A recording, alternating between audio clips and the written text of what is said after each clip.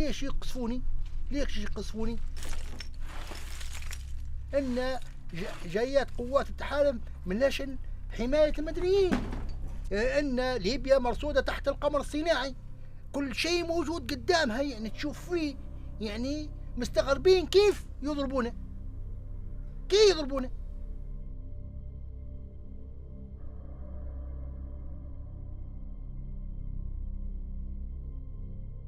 We looked at 8 sites across western Libya in which 72 civilians lost their lives.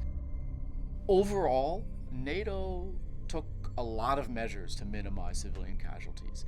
The choice of targets, the choice of weapons, the timing of the attacks. But these 72 people did lose their lives. And until now, NATO has taken a position of denial. They refuse to acknowledge that civilians died. They refuse to give information about how they died, and they refuse to investigate. It's this lack of transparency that's deeply troubling. Our job is to monitor the violations, no matter who is committing them. And that means gaining access to the areas, it means interviewing people on all sides, and it means holding all the parties accountable. We were in Tripoli and heard news about a NATO strike that killed dozens of people. When I got to Madja the day after the attack, both of the homes were still smoldering. Relatives were distraught and in shock. NATO targeted 3 compounds clustered near to each other. In one of those compounds, NATO hit the house that was full of displaced persons from around the conflict, people who had fled area of fighting to take refuge in this house. أنا كنت هنا في حجرة النوم هنا، جوزتي المدام كانت معاه هنا، البنية بنتي كانت مع جدها غادي في الحوش الثاني هذا. أثناء الخبطة أنا كنت موجود هنا. الصاروخ الأول اللي انجرحت فيني توفت جوزتي وبنتي وأختي. In one of the houses, between 10 to 15 minutes after the strike, there was a second strike. The neighbors and relatives from around the area rushed to the scene to help people who were buried in the rubble, either wounded or killed.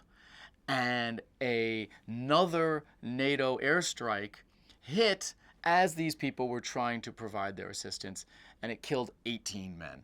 In Madja, we believe one of the weapons used was the GBU-12, which is a laser-guided munition. It's incredibly precise, and it is guided to the target by the shooter, who has infrared optics. And this allows the shooter to observe the target with a high degree of clarity. We wonder how they chose these 2 houses. Why were they considered legitimate targets?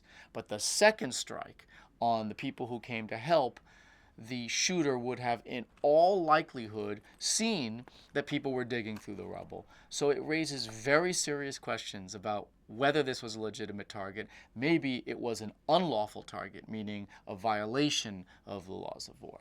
NATO launched thousands of strike sorties, and 72 deaths is relatively low, but that's no excuse for failing to examine why these people died. And it matters for 2 reasons. It matters first for the people who suffered and their families, so they understand what happened and potentially they can get compensation.